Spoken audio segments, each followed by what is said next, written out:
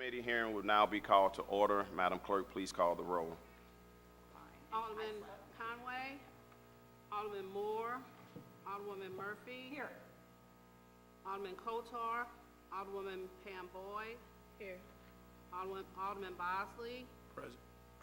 Alderwoman Martin. Here. Chairman Boyd. Present. Alderman Conway, Alderman Moore, Alderman Kotar, 5 present. You have a quorum. Thank you, Madam Clerk.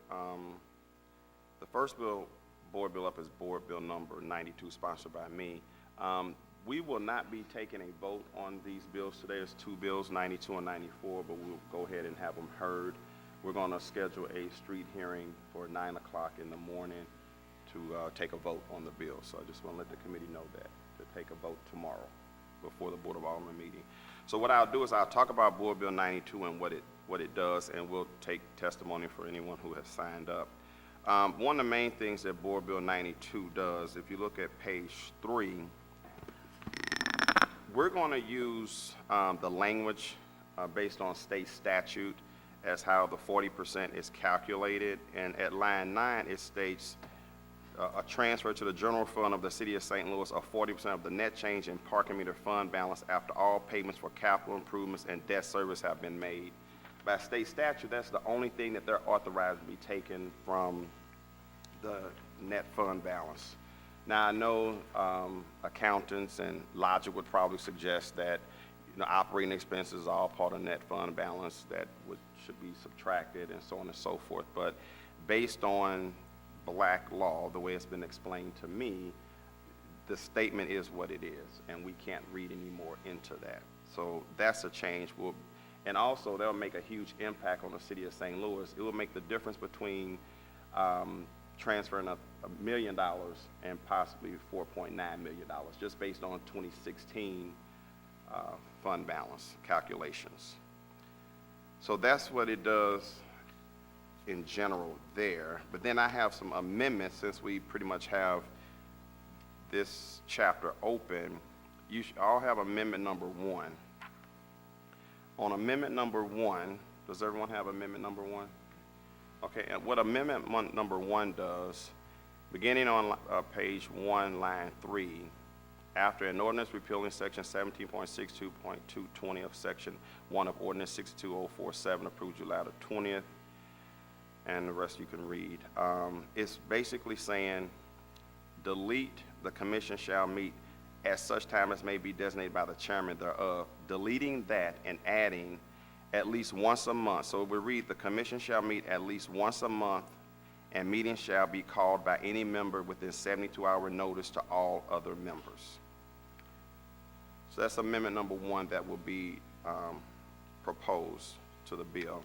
Then amendment number 2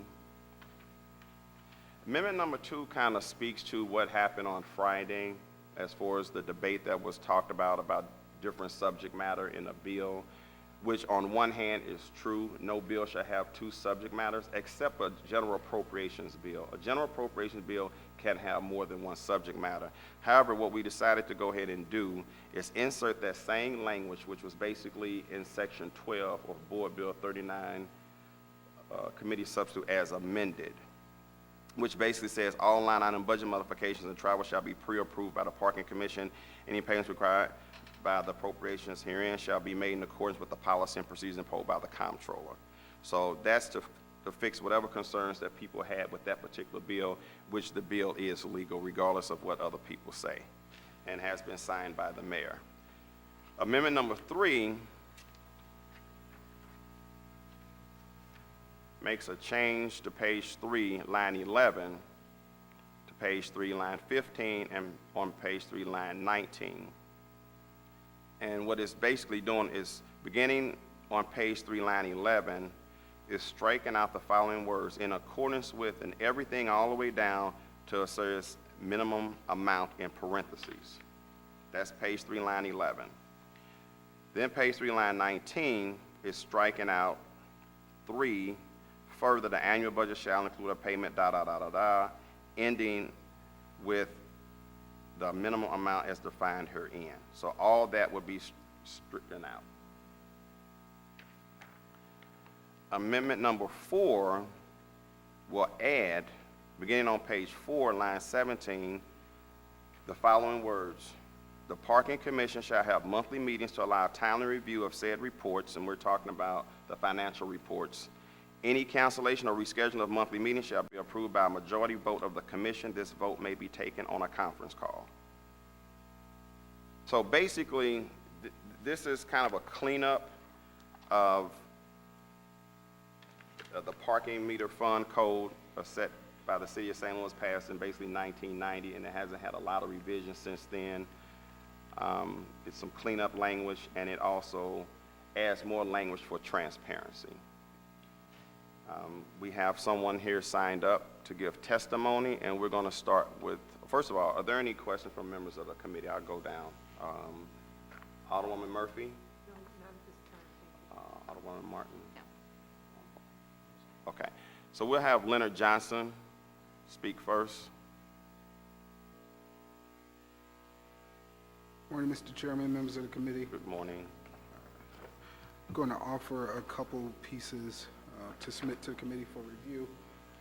One is the Missouri Revised Statutes, Chapter 82, which is referenced in the board bill, and then the other is a couple exhibits from GASB, which are the General Accounting Standards Board, Governmental Accounting Standards Board, as it relates to the office, and I'll reference those and let you know when I'm there. I'll actually start with the statute. It's the one that looks like this. It has a couple yellow and pink highlights on it. Missouri Revised Statutes, Chapter 82, Section 482-1, subsection 4, clearly outlines the portions in which funding received by the parking meter fund shall be used for. The first portion, which is highlighted in yellow on this one, it says the supervisor of parking meters shall draw upon the parking meter fund annually a portion of such fund according to the parking division's operating budget to pay any debt obligations, salaries, contracts, expenditures for repairs and maintenance, and make capital improvements. The second bucket that it drops it into, how that fund is to be drawn upon, is a continuation of that same sentence, still highlighted in yellow, and says, "And a portion of such fund shall, at the end of each fiscal year, then be transferred to the general fund of the city." And then the final sentence in that subsection, that's the one that's highlighted in pink. It says, "The transfer to the general fund shall be no more than 40% of the parking meters fund net change in the fund's balance after all payments for capital improvements and debts have been made." Board Bill 92 interprets this sentence to mean that the portion in which the 60-40 split is to incur would be only after debt services and capital improvements have been deducted. Conversely, what we look at in this same sentence, it seems that the sentence is referencing the time frame in which the 60-40 split is to be remitted and does not negate the provisions outlined in the previous sentence. And that's the part where it clearly puts them in two boxes. This is how we're going to use the money. It says a portion of the funds shall be used for debt service, obligations, salaries, contracts, expenditures, for repairs and maintenance, and make capital improvements. Then there's the second bucket, and the other portion which is to be transferred to the general fund. We hope that the committee will act responsibly, so we're not put in a position to violate state law. Also, I just want to point out that our office's contributions to the city far exceed what we give to the general fund. So I know here we're talking about the 60-40 split, but there are a number of development projects that we're asked to participate in. Pretty much any time a building is being built, there is a standard that there is adequate parking available. If adequate parking is not available, we're either approached, if you just take downtown with some of the development that's going on down there right now, the developers come to us, one, to see if there's enough spaces. So if they're building lofts, they have to make sure that they have enough parking spaces available for their residents. If there are not, then they will try and contract with us to do some monthly parking in one of our facilities, and we've also been talked and approached to build several garages as well. In addition to that, as you guys know from the last meeting the treasurer attended, she did make a commitment to looking at the Scottrade issue and the renovations there, so that we could ease the burden of our taxpayers and help to fund some of those renovation projects. In Section 2, subsection B, item number 2, which is on Board Bill number 92, that's on page 3, line 10, it removes a key piece of information, which we take a huge issue with in the office.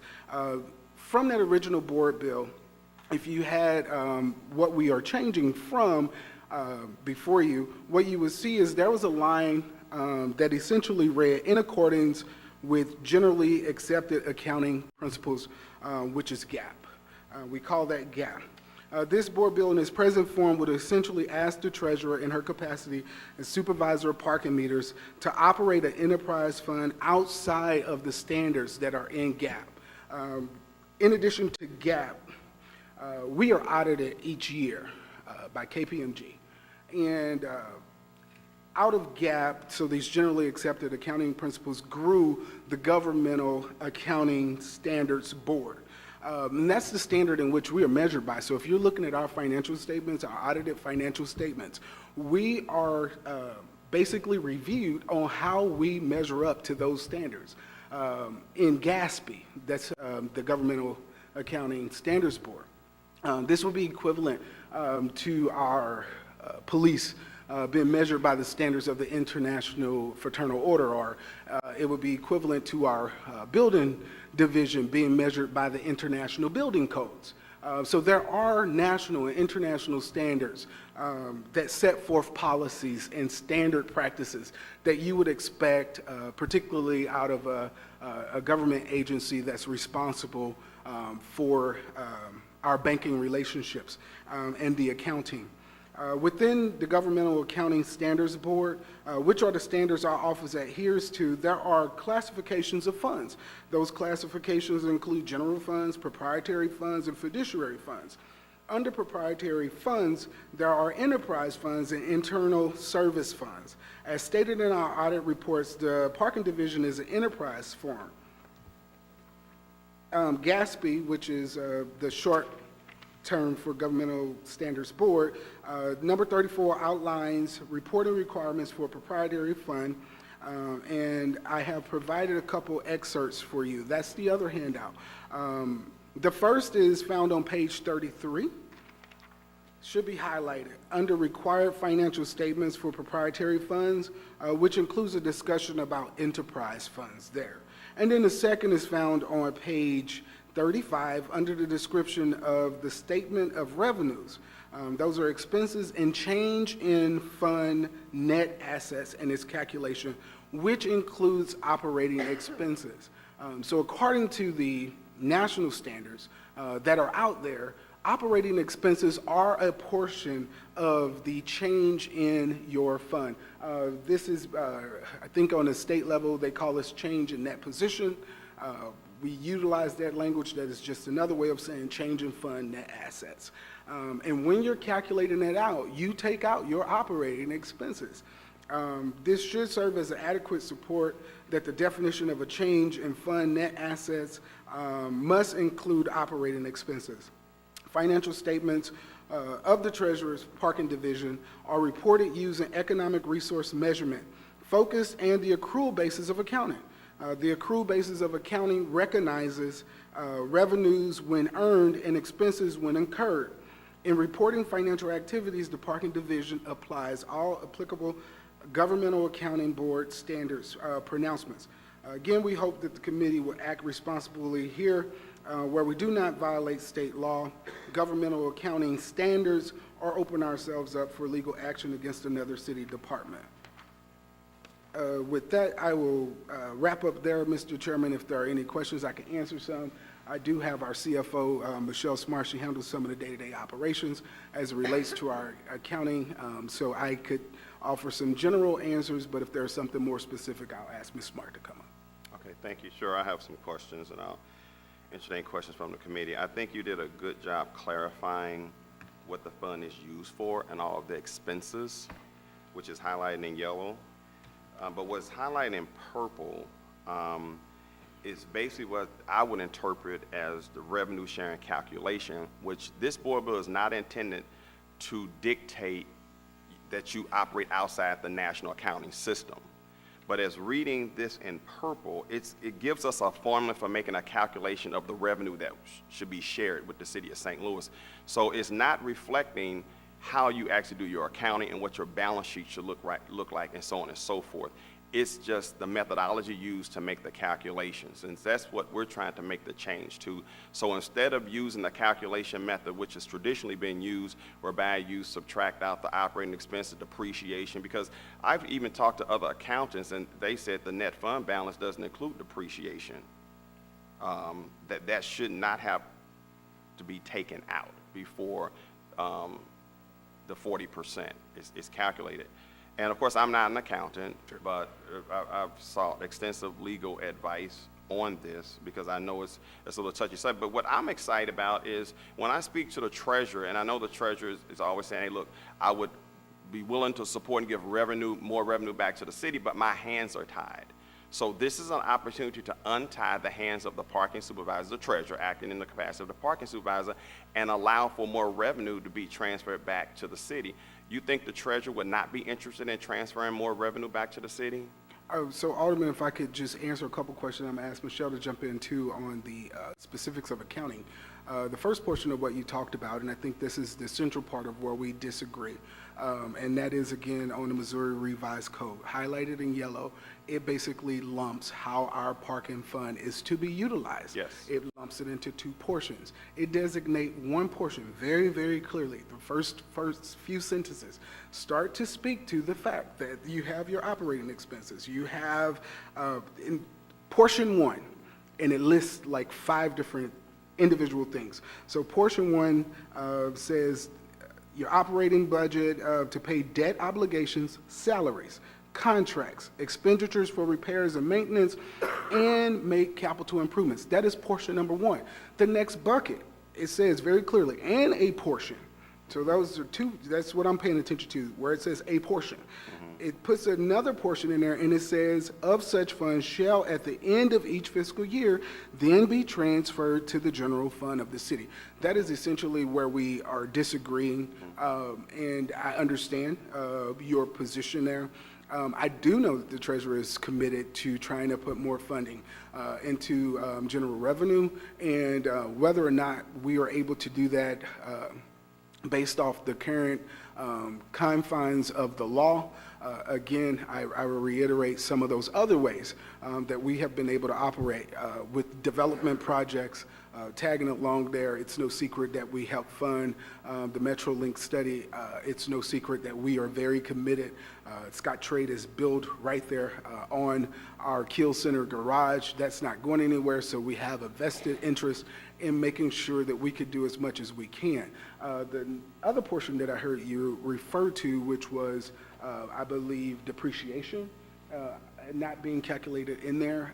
Mr. Mark can probably speak to how we do our calculation. Right. But I think the core portion of where the office is taking issue with Board Bill 92 is in those lines highlighted in yellow, where it very specifically says, here's bucket 1, here's bucket 2.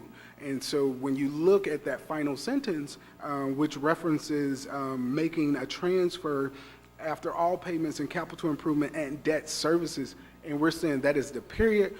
Again, I'm not a lawyer, and so I would love to see city councilors' opinion on this issue. I would love to see if we would hire outside counsel to take a look at this as well, but I think that's a timing issue. It's like, if we look at that last sentence, it says nothing else above that last sentence then matters. If it did not matter, then I don't believe our state legislators at the time would have put it into state law. So it's in that statute for a very specific reason. I wasn't there when they crafted the bill, and I think that's the final part, and I'll let Michelle chime in, is a lot of times with these bills that are coming to the office, they're coming in such a way that we're not consulted. And so we're not able to offer any opinion prior to. We see it read on the floor, and I think this is unprecedented. I have not, Mr. Chairman, respectfully I say this, in my time here at City Hall, I have not seen another city office have to go down this road where there are constantly board bills coming out that are either changing policies or looking at the way that the office should operate. I have not noticed that with any of the other duly elected officials that are occupying other portions of our city government besides this office. And so I just would say that it would be nice to have some say before a board bill is crafted that we can be in this conversation too, so that then we're not arguing with each other, but we're working more cordially with each other. If this is about updating practices, if this is out figuring out how to put more money into general revenue, we are committed to working with this committee to do that. But when you are put in a situation where it's like a board bill has come and there's a committee hearing next week, and we have a short amount of time to prepare for that, to even read the bill, to look and see all the changes that are coming out. Several amendments were made this morning. I have 2 of them. And I think there were 4 that were read. If that's the way we're going to do business, I think it puts, I think the taxpayers deserve a little better on that. And I think we, those who are elected and those of us who work in some of these professional positions, we could put our heads together and do better business than what Board Bill 92 does. Well, before Michelle come up, I want to go back and reiterate. You call them 2 buckets, but what's highlighted in yellow clearly talks about how the fund is used, right? Correct. Okay. And the last sentence basically talks about how to calculate the revenue sharing, right?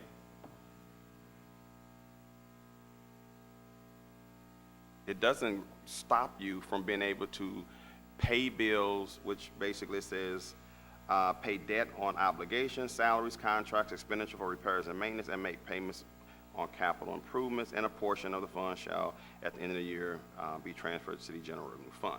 So it's not prohibiting you from doing business, right? I will defer again to my colleague, as I know she handles everyday operations. She can help clarify. I'm just, and this is me, and I could be speaking incorrectly, and that's what I was telling Michelle to come. I would hate to be in a position where we did the transfer in a manner in which that you say we should be doing it based off this board bill, and then not have enough money to actually pay our employees who are coming to work to do the work. Right, and that's not what it says. Yeah, and that's what I just want to make sure, but that, again, I'll let Michelle But here, talk about the calculation. There's a couple of things. Michelle, you can come up, but here's another, because I want to be clear. You talked about Scottrade, and you talked about bills continuing to be, moved without any consultation. So how many bills are you referring to? Because constantly means like every week there's some bill. So how many bills are we talking about at this point? Well, I think when I say constant, and maybe that was the wrong phrase to use, I have not seen the amount of bills that are being dictating any other. How many bills? Now. Just tell me how many we're talking about. In this session alone, we've probably gone back a few times. Okay, I've been chairman of streets only since April the 18th. I've only heard 2 bills reference to the parking commission.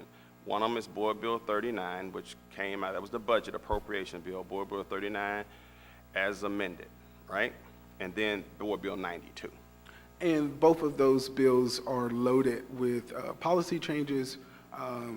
And so, yeah, maybe a few in number, or we can say a couple in number, but these aren't addressing a couple issues. Gotcha. There's usually several different issues that are discussed in those board bills. Okay, thank you. Next up, come on, go ahead and identify yourself. Good morning. My name is Michelle Smartin. I'm the CFO for the Parking Division. And I just wanted to add a few more insights to what my colleague already reported to you this morning, which was all accurate, and just wanted to kind of highlight a couple of things that was touched on. Number one, I guess your recent comment about prohibition. It's not that we're saying that it is going to prohibit us from doing things, but what we are coming to you all and discussing is what is the proper and correct way of calculating the fund balance as we are governed to do under Governmental Accounting Standard Board standards. And so it's not a matter of prohibition, it's about what are we supposed to do in accordance to GAAP, in accordance to Right. GASB. The other thing I wanted to touch on was when you mentioned depreciation. As Leonard had explained earlier, because we are an enterprise fund and we have to report ourselves on a modified accrual basis, that requires depreciation to be a part of that calculation. There's no way to get around that because depreciation expense in an accrual-based calculation is always going to be there. That is a general accepted accounting principle But requirement. let me ask you that on that. I don't mean to cut you off, but so you have this accounting system whereby, let's say you write off, you have a net fund balance current, let's say $10 million. And then you have depreciation of $3 million. So now you're going to drop the fund balance to 7, right? Okay. Now, you get depreciation because of the capital needs, buildings, usefulness, if you don't maintain them, the usefulness, the life expectancy will diminish. So you take that depreciation and then you're allowed to take capital off, which allows you to continue to maintain that property to enhance or extend its usefulness, right? When you say remove capital, I don't understand. No, capital, you use capital, right? Yes. So what you're doing now is you're taking depreciation out the net fund balance and you're taking capital out the net fund balance. Isn't that like a double dipping? You're depreciating what you've already expended, you've already acquired, and Right, you but- are putting if you're referring to other capital expenditures, then you're buying additional assets, which will then be included in your base that you will depreciate the next year. Okay, and I'm not talking about capital where you're buying computer systems and all this. I'm talking about capital whereby you're doing structural enhancements to the building, for example, because Right. you can write depreciation off of a garage, right? Yes, we do. Okay, so that's brick and mortar. And then you come back and you make some capital brick and mortar enhancements so that you strengthen the garage and enhance its life expectancy. Yes, you increase the life of that, which Okay. becomes capitalized and then becomes a part of the depreciation calculation, yes. Right. So, but what you're doing is you're taking depreciation, you're subtracting that, and you're subtracting capital. So isn't that like a double dip? So you take this capital and you're going to put it right back into this particular garage. So isn't that? You're increasing the life, but you said it. We are expending capital Okay. to increase the life of an existing asset Right. in that particular example. Okay. And so when you do that, then you increase your basis for depreciation. That is GAAP. Okay. So are you saying that, I want to make sure we're clear. We are not, this board bill does not take away your opportunity to use GAAP as a principal accounting methodology, Well- right? Would you agree to that? No, I don't agree with that. You think it does. How does it remove your way of Because doing accounting? excuse me, but your interpretation of what fund balance is moving away from what the whole definition is from GAAP. But that's what the state statute has set forth. The state statute is the one that's saying net fund after the change in, after the change of payments for capital and debt service. That's what the state statute says. But you also have to remember that the definition of fund balance is going to include operating expense. So why do you think the state legislator put that language specifically in there and only suggested capital improvement and debt service without adding all that other stuff that was just mentioned that was highlighted? Because the definition of fund balance would already include those operating expenses if you know the definition of fund It balance. would already include capital and debt service, right?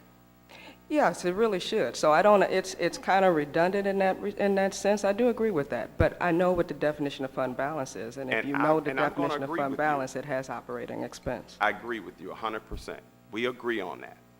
But where there's a difference of opinion is this last sentence is how you calculate the transfer of funds.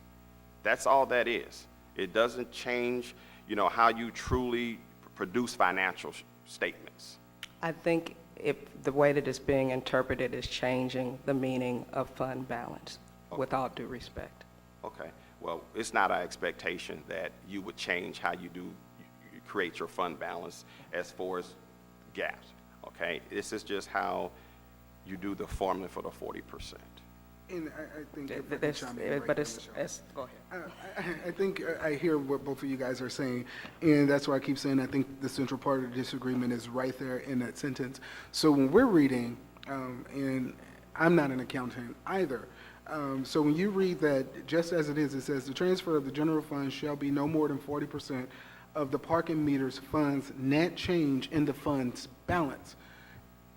Michelle, when she hears that, from an accounting standpoint, now knows change in net fund balance includes pretty much essentially all of those buckets that are put in portion one that I pointed out in the previous sentence right before this one. It puts all and lump all those things. Those things are done. That then equals your fund balance. Then you take 40% of that and you transfer it. I think also what you're asking is why didn't it explicitly say that? I don't know how many folks on this committee are accountants by trade. Again, that's not my specialty. So I think when we are constructing laws, whether on a state level or on a local level, we have a diverse group of folks who are giving input, and certain things, like I said, that stands out to Michelle. It doesn't stand out to me. It's not what I've studied. But in my conversation with her, I began to understand when she read that, how she interpreted what was there versus how I looked at it. So I think I would have agreed with you prior to understanding that inherently in net change in funds balance had a meaning all of itself from an accounting standpoint. That just, again, it's not my profession, and I would argue, I believe that's probably what we saw on a state level was our elected officials were making policy without having the jargon of a accountant. Okay, well, if we follow state law, is it the position of the treasurer that we're in violation if we follow what's in this statute 82.4, 85.1? I think the interpretation of the ends don't justify the means when we're looking at it. So the means to get here, I think will be arguable, particularly, again, treasurer study finance. I did not study finance. So when her, Michelle, others, professionals who do that on a day-to-day, when they're looking at it, has a meaning to them that just, I didn't have that definition, but I think if we were to operate outside of what we've done so far, I think would be definitely a difference of opinion from the office. This is an opportunity for the parking division to transfer more money to city general revenue. If this bill passes and the mayor signs off on it, is that a bad thing? I think if this bill passes in its present form, it would be viewed as bad policy by our office. It would be outside of what is allowable by state statute, and there would be some disagreements there. But I do want to reiterate, the commitment levels as well as actual dollars spent in the community, again, exceed what we give to the city's general fund in other projects that happen across the city. We're approached all the time. But out of fairness, Leonard, every project that is done, at the end of the day, the revenues that's generated goes into this parking meter fund bucket, right? Correct. And there's only 40% that's shared. Correct. Right, okay. So let me ask you about Scott Trade, because you brought up that it sounds like the treasurer is committed to the Scott Trade deal. That's not what I got from the treasurer when I specifically asked, were there any projects, because of this 20-something million in reserves, the question was there any projects out there that, there's a plan to use some of that those funds. And it was kind of like, no, but we're in talks with Scott Trade. And she said, right now it's just talk. There was no commitment. Then ironically, I read about it in the paper, like it sounded like there was a lot of interest. So I'm confused. I don't know, where the treasury is. Matter of fact, I don't even know where the parking commission is on that, because there's been no conversation with the parking commission, which is the body authorized to do much of, that sets the policy. So I'm just really confused, and I can't wait to get to the next parking commission meeting so that we can get clarification on what's going on with Scott Trade and what's going on with other policy and practices. And if there are any recommendations for further changes, I mean, certainly, I'm open to that and want to explore it. I totally appreciate that, Alderman, and will reiterate, again, when we do policy the way that you just described, where this committee, other members of the board are working in conjunction with our office to try and do the best that we can do for the citizens of St. Louis. I think that's the best way to draft any policy. And if policy just comes with a reading on the floor and we are not consulted on it, I think there is, it's very hard for us to see how we can work together when it's like, this is just the opinion, let's figure this out together. So yeah, going to the Parking Commission is a great start. I think the treasurer did allude to, and this is just off memory, in that last meeting, that she was looking to help as much as the office could with the renovations at Scott Trade. So then there will open up other dollars in the general fund. And I think public safety was mentioned in the board bill that's before us. So we will be able to do more of that if, we were to pursue that project. I do not have the specifics at this time, though, and I do believe that will require a conversation, as you said, with the Parking Commission. Are there any questions from members of the committee? Alderman Murphy? Not questions so much as maybe just a comment, I guess. I said I think what Alderman Boyd was going after with this bill was some kind of permanent percentages worked out, that would be paid to the city on a regular basis and not subject to, and don't take this the wrong way, the whim of the treasurer. Sure. I don't mean that as Sure. to be disrespectful at all. But like, so they will, we got $2 million to study the transit.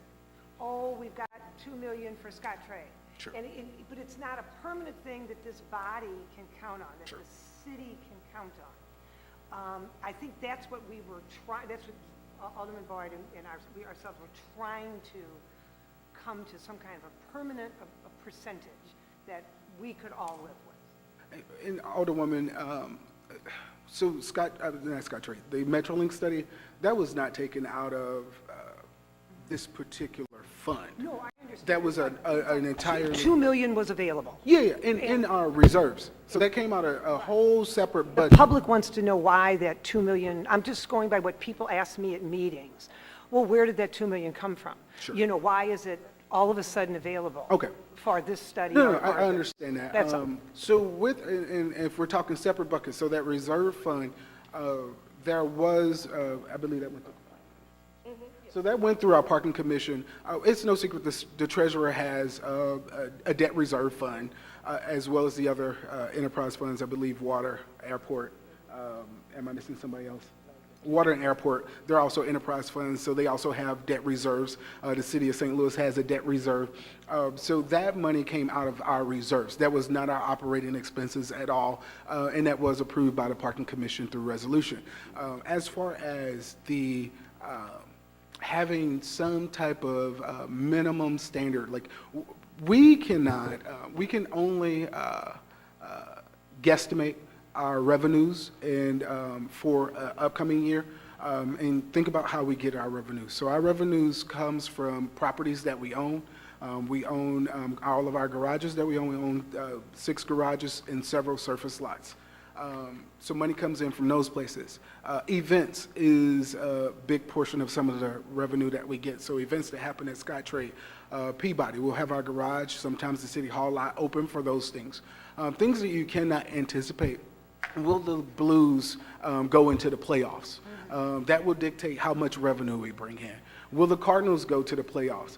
So our estimates are always very conservative, and it does not include them going to the playoffs. And it's been that way for many years.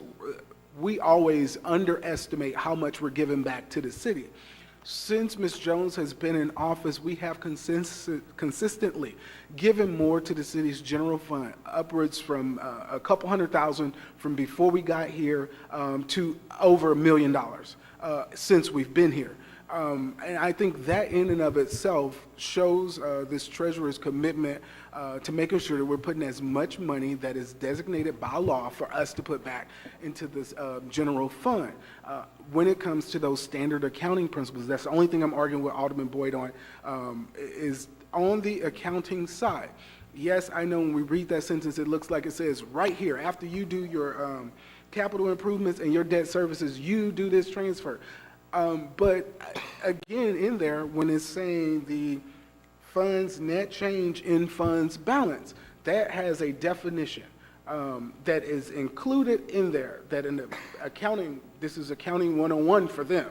For Leonard, give it to me slow and explain it to me again. And that's pretty much where I've been with this particular conversation. But I think we've given the general fund, if you go back and review, and I can provide, I'll be happy to go back from previous years and show what those transfer numbers were under the previous treasurer and what they have been under Ms. Jones's leadership, and you're going to see that number going from the low, what, 200,000-300,000 to 1 point, what was the last one? Last year was 960. Well, 960, almost $1 million. And then $1,061,000 from the previous year. So we have been giving way more money to the general fund. Thank you. Alderman Martin. No comment. Alderman Boyd. Okay. Out of fairness, Leonard, there should be more money transferred. If you increase parking fines by 50%, logically, you're going to transfer more money. So that's not a big deal, because that's something that should have happened anyway. It's like when you raise taxes. Sure. Right? So with that, we're going to consider Board Bill 92 heard. Alderman, can I make one last comment on that? Sure. I just want to point this out because that has been said in the media as well. Although we did increase parking fines, we also made it easier for folks to pay through credit cards, apps. So our citizens are more compliant. So what you have is a tapering off, where we're writing 100,000 less tickets. Now that people have more ways to pay, they are more compliant. They are more willing to pay now that they can use alternate forms of payment. So our revenues didn't just go out the window. We're not writing at the same level in previous years. So we do notice that our citizens are way more compliant. So those revenues, so let's say paying for parking was here, paying ticket fines were here. We're writing 100,000 less tickets, and we're only raising up the amount of compliance, so it's leveling off. We're not making millions of dollars off of those changes, and I know that's been reported in the media and some other sources. It's just not true. And you know what? And if you'd like to supply an analysis of that, you know, since the parking fines were increased, that would probably be helpful for the committee, and then we could support that theory, because I think there's some merit to what you just said. Okay. Thank you, Okay. Mr. Chairman, members of the committee. All righty. Next board bill we're going to hear is Board Bill number 94, sponsored by Alderman John Muhammad.